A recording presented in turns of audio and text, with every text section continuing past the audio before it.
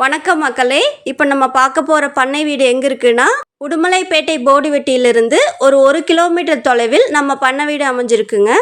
மொத்தம் 14 செண்டுங்க. 10 வருடம் பழமையான மணலில் கட்டின வடக்கு வாசல் வீடு இருக்குங்க. வீட்டுக்குள்ளே போனதையுமே ஒரு ஹாலு, ஒரு கிச்சன் டைனிங்கோட இருக்குங்க. 2 பெட்ரூம் இருக்குங்க. வீட்டுக்கு முன்னாடி போர்ட்டிக்கோ நல்லா கார் நிறுத்துறதுக்கு சௌகரியமாக இருக்குங்க.